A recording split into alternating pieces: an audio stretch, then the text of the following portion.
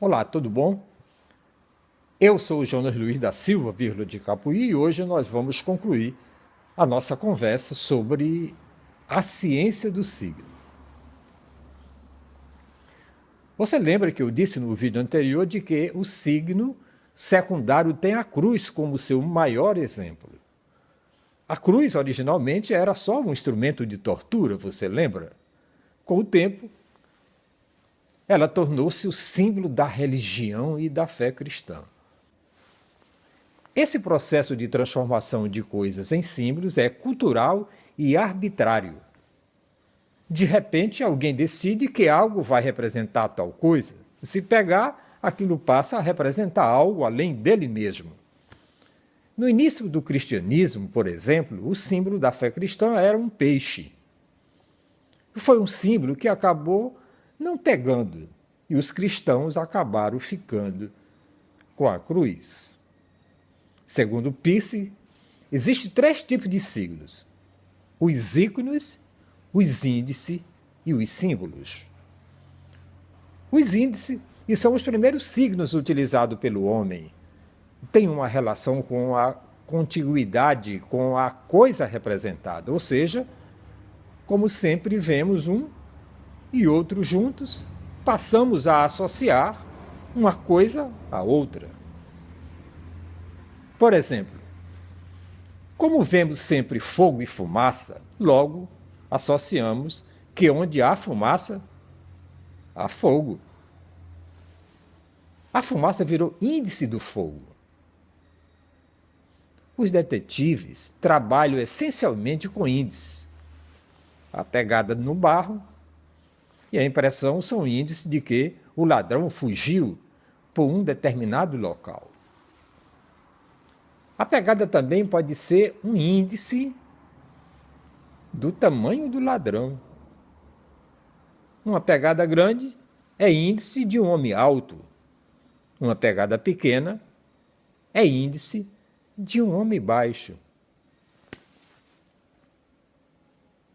Em seguida, nós temos os ícones. Os ícones são signos que guardam uma relação de semelhança com a coisa representada. São tipos de signos mais fáceis de ser reconhecido.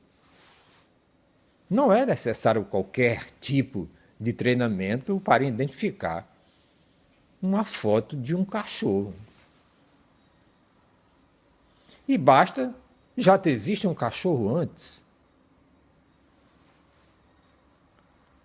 Exemplo de ícones são fotos, desenhos, estátuas, filmes, imagens de TV. Um tipo especial de palavra é considerada ícone. As onomatopeias, que representam os sons das coisas e dos animais. Os símbolos são signos muito mais complexos. Imagina-se que eles só tenham surgido em uma fase mais avançada da civilização humana.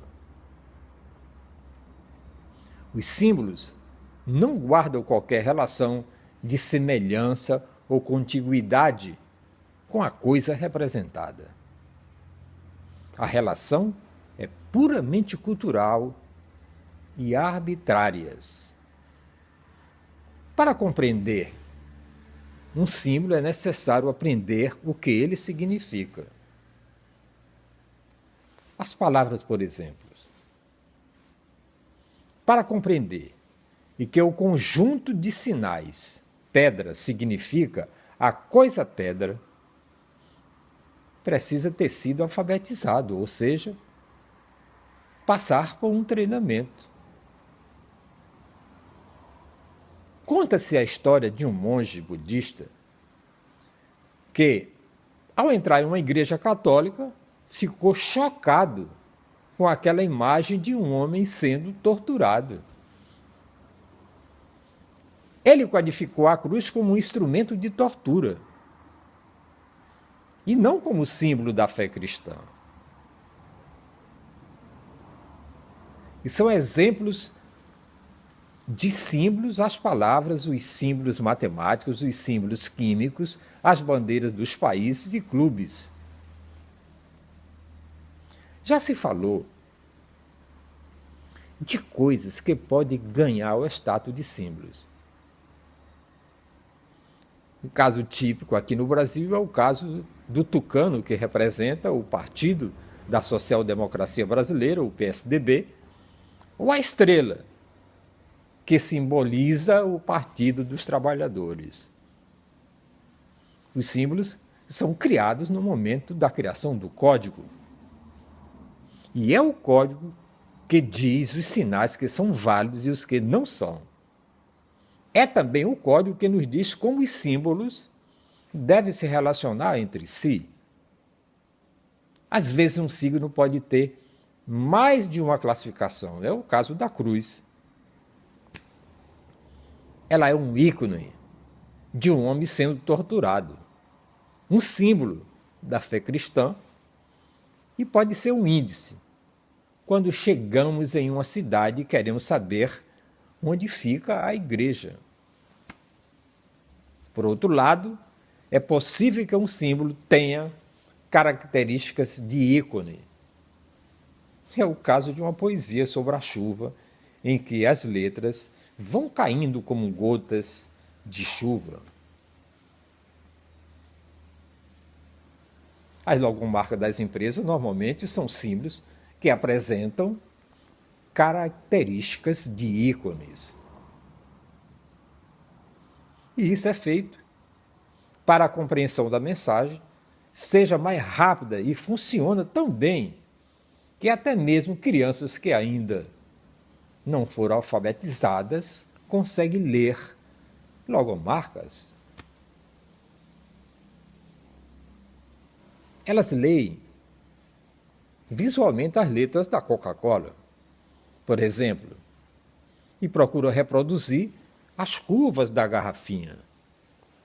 A Rede Globo, mesmo que você não goste, tem a sua logomarca, o famoso símbolo visual que é um globo, no formato de TV com um globo dentro. Ou seja, o planeta dentro da TV. Também acontece de um símbolo contaminar o outro e passar suas características para ele. Essa contaminação pode ocorrer por similaridade ou contiguidade. Dois signos semelhantes podem transferir seu significado um para o outro.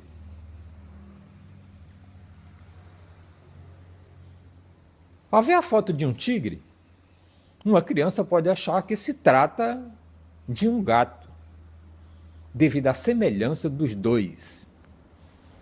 A contiguidade ocorre quando colocamos dois signos próximos, um do outro.